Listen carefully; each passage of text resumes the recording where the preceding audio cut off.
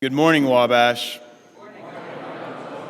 Speaking today at Pioneer Chapel is alumnus Andrew Miller with his talk titled Humility and Contrition. Andrew Miller is a 1990 graduate here at Wabash College and a member of Beta Theta Pi. He graduated from St. Louis University School of Law in 1995.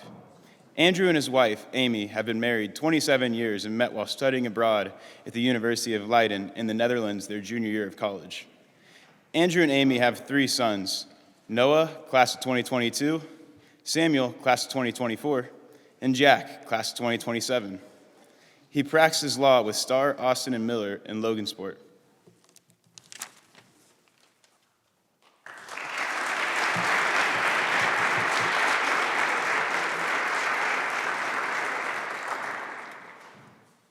Good morning, Wabash.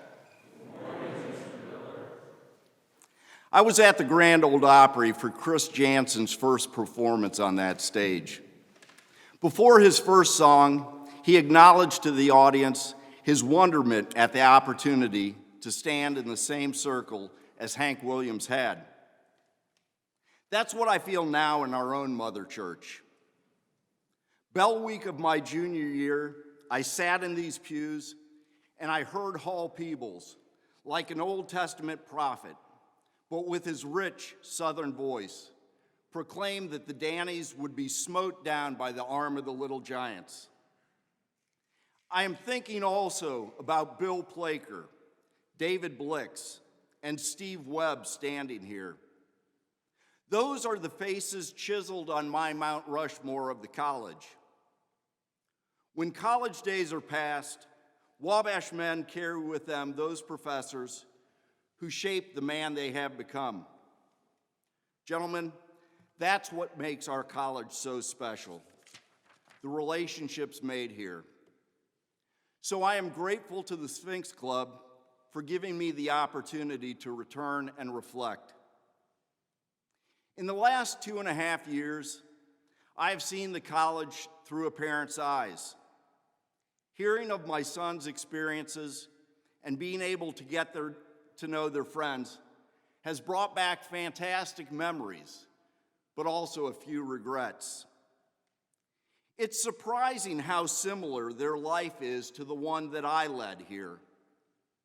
To the college's credit, it appears that the administrations since my era have amplified the good and attempted to rein in some of the excesses of the late 1980s.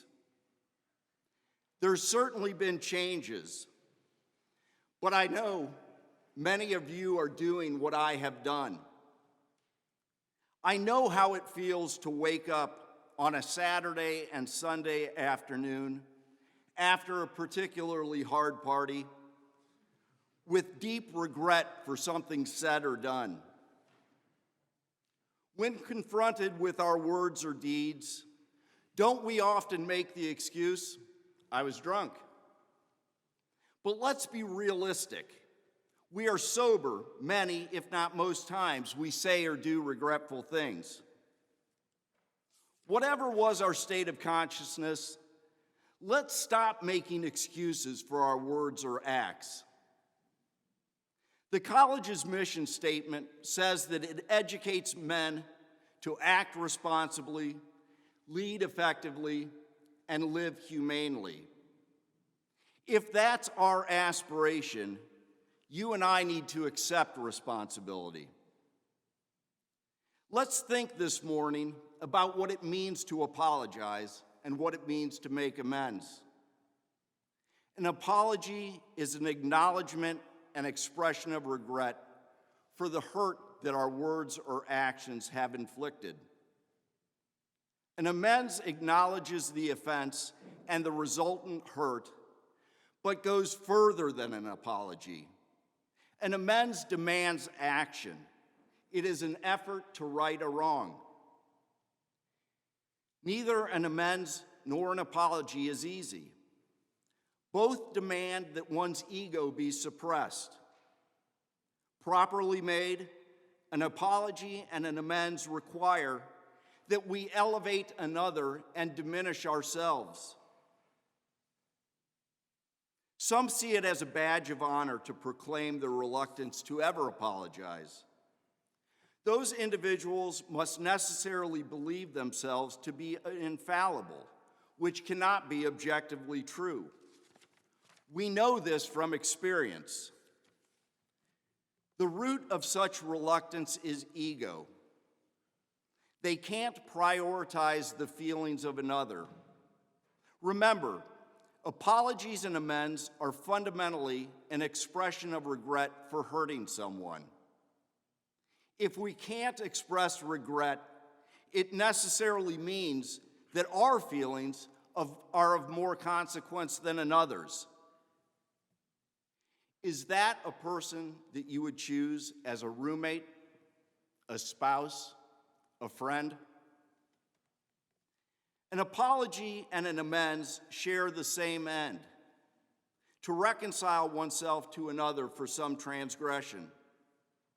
However, the manner by which we are reconciled is vastly different. I would submit the wound inflicted dictates when each should appropriately be used.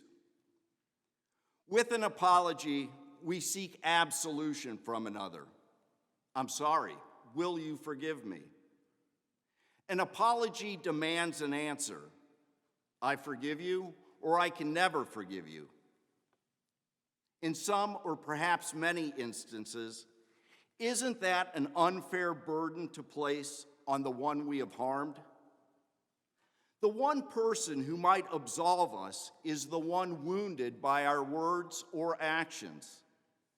We demand that the injured party prioritize our feelings.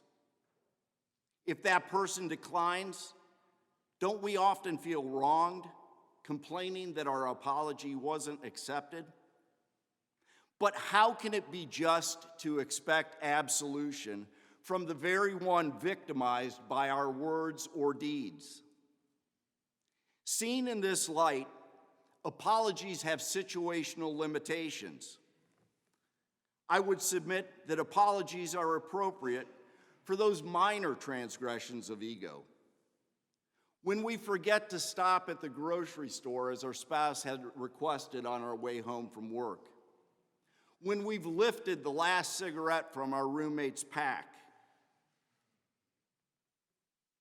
What do we do when our transgression is of consequence and truly fractures a relationship?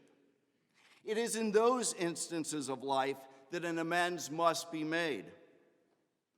An amends admits our responsibility for the breach and accepts sole responsibility for its repair. An amends does not seek to divide responsibility for the infraction.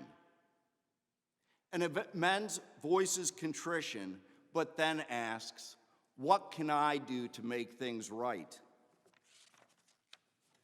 An amends contemplates doing what the person wronged in their judgment requests. It prioritizes the one we have wronged and rightly places the burden on our shoulders to repair the breach. We allow ourselves to be vulnerable, to listen to the hurt we have caused another. An amends does not allow for justification. An amends seeks to restore the relationship so that, if appropriate and welcomed by the one harmed, we can later discuss our actions and motivations. To seek common ground only when we have prioritized the one harmed. The book of James tells us that faith without works is dead. Cannot the same be said of contrition? Is our sorrow for the breach our words or deeds done genuine without corresponding action to bind the wound and a change in behavior or speech to avoid opening the wound yet again? A heartfelt apology or the making of amends seeks to reconcile us with those we have wronged, be it God or man. Humanity's need for reconciliation is prominent in the Gospels. In Matthew chapter 5, verses 23 and 24, Jesus tells believers, if your brother has something against you, leave your gift in front of the altar. First, go and be reconciled to your brother. Then come and offer your gift. Without reconciliation, a right relationship with God and peace of mind is not possible. The act of making amends figures prominently in the Christian tradition with which I am most familiar, Catholicism. The sacrament of reconciliation, or confession, as the name suggests, is to reconcile ourselves with God for sinful transgression. In John's Gospel, chapter 20, verse 23, Jesus first appears to the disciples after his resurrection and dispenses upon them the power of forgiveness. Whoever sins you forgive, they are forgiven. Whoever sins you retain, they are retained. In recognition of that, we Catholics acknowledge our sins to a priest, standing in persona Christi, and receive a penance, which is an amends by prayer or action for our transgression. It is not merely an apology, but an acknowledgement of culpability for the breach and a willingness to take action to be reconciled with God. Islam, too, prioritizes the making of amends for one's transgressions. It is my understanding that the Islamic faith recognizes that it is humankind's nature to make mistakes and sin.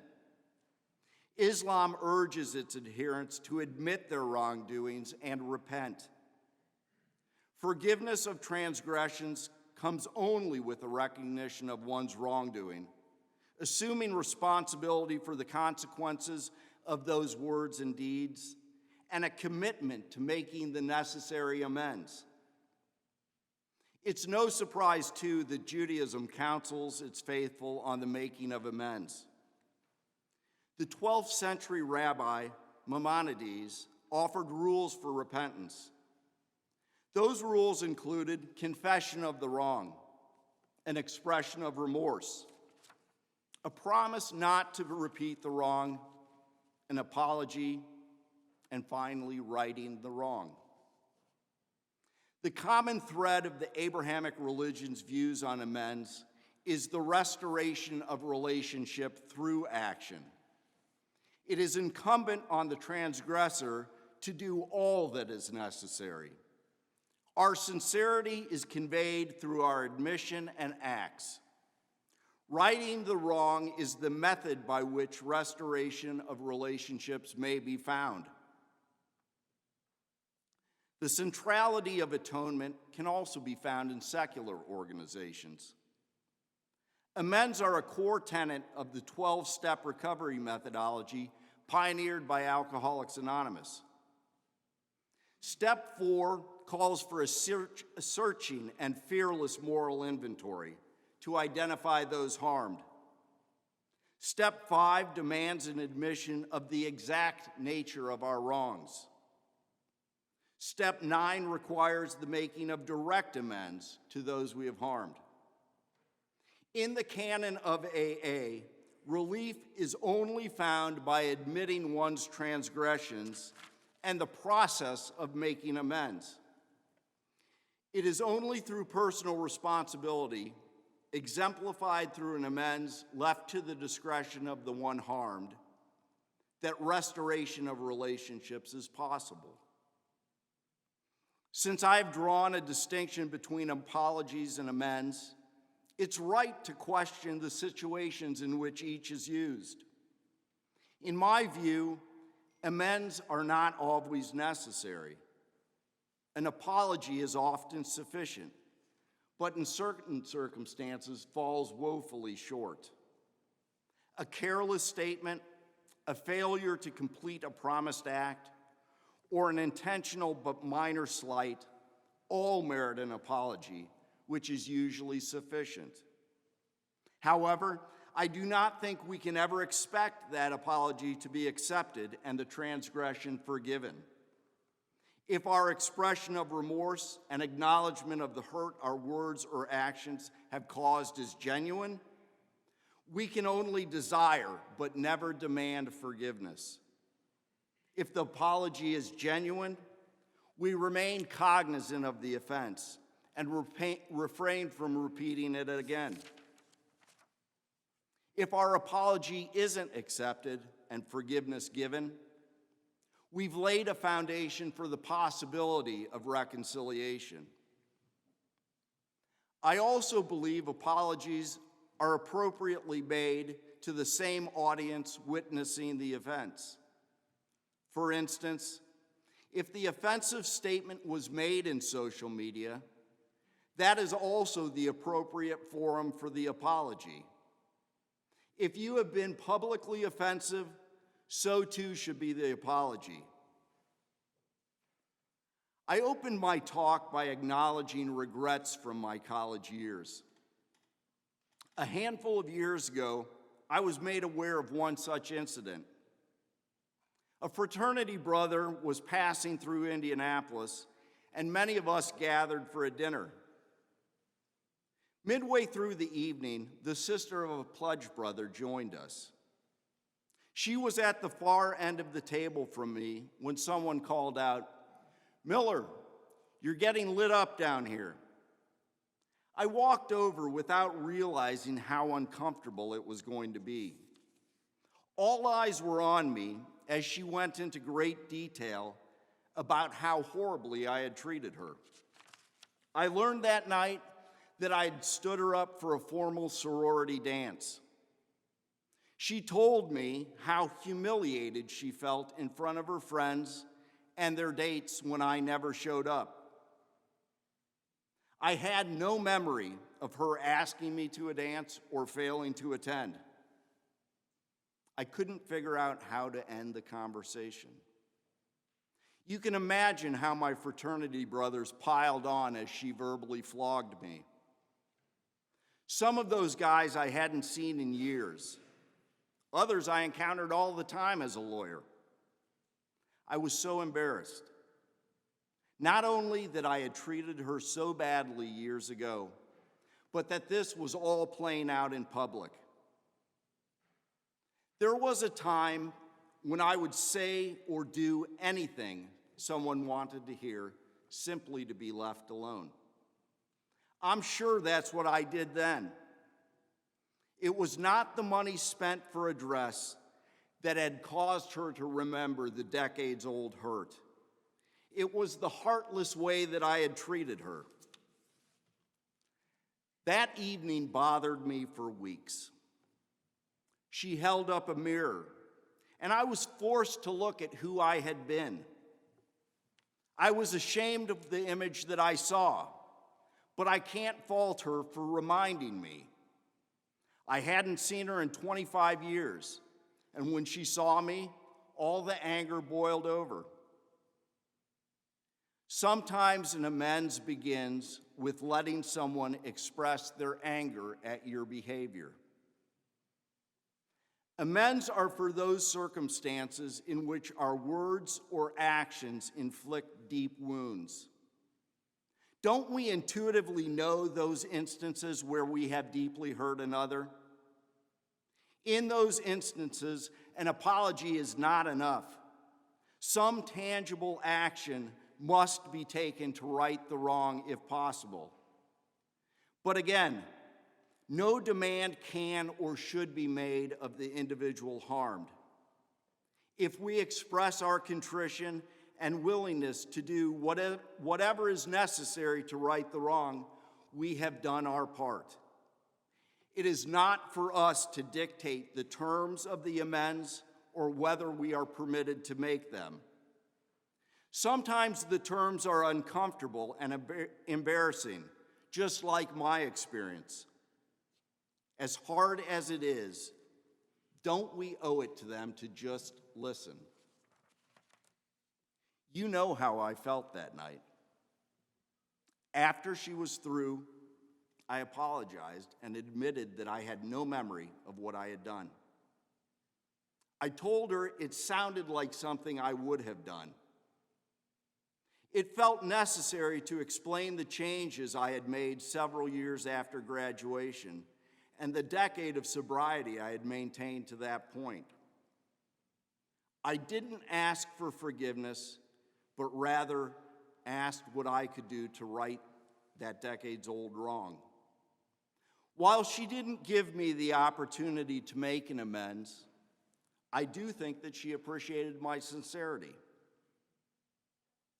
Relationships are not always personal, but can be societal as well. In 1988, President Reagan signed the Civil Liberties Act, formally apologizing and making $20,000 payments to victims of World War II-era Japanese internment camps. While it is fair to question the sufficiency of the compensation, the apology and financial amends had a symbolic power. It validated the survivors' feelings. Our federal government has apologized to Hawaiians, Native Americans, and the Tuskegee syphilis study victims for the egregious wrongs inflicted on those communities. In recognizing the victims of the Tuskegee syphilis study, President Clinton stated, "It is not only in remembering that shameful past that we can make amends and repair our nation, but it is in remembering that past that we can build a better present and a better future." Without diminishing the injustices suffered by those communities, one cannot think of those wrongs without reflecting, too, on our country's original sin of slavery. As a nation, our efforts have fallen short. In 2008, the U.S. House of Representatives passed a resolution apologizing for slavery and Jim Crow laws. In 2009, the Senate passed a resolution apologizing for slavery. Neither of these resolutions resulted in a joint bill being passed. Just think of that. Neither resolution was ratified. It's fair then to ask, have we ever truly apologized for 246 years of institutionalized slavery? I cannot help but wonder where our country might be today if in 1865 our forefathers had the personal and political courage to make amends for the sin of slavery. Then and now, we have lacked the courage to apologize, much less to follow through on the 40 acres and a mule ersatz amends. Had we made amends when it was undeniably feasible to right the wrongs inflicted on those who survived the horrors of enslavement, would millions of our fellow citizens still be dreaming of the day when they would be judged by the content of their character? Would George Floyd have been yearning to breathe free, his basic liberty denied? Would racial division still be a political strategy? As a country, we don't want to be reminded of our history any more than I did at that dinner party. It makes us uncomfortable. An example stands out to me: Colin Kaepernick kneeling during the national anthem. He told us explicitly that that action was a silent protest of police brutality and the disparate treatment people of color face. He felt that our country was not living up to its ideals, that all are created equal and endowed by their Creator with inalienable rights. As a nation, we lashed out rather than listen. It was far more comfortable to interpret his act in race-neutral terms. Those who are patriotic and support the military versus those who do not. But wasn't he really saying, we're scared? we're hurt, we're angry. Rather than listen, we marginalize the messenger. And doesn't that bring us back to where I began? Reconciliation is possible only when we listen and accept responsibility rather than make excuses. Gentlemen, I am not an expert with apologies or amends, but I do recognize that they are essential if I am to be the man of my aspirations. I've learned that if I listen and then practice the discipline of thoughtful apologies and amends, I hone my capacity for humility. I've learned that ego and pride are foes to the deep and lasting relationships that leaven life. Each of our lives will be measured by the memories of others. We are fallible and we will hurt others.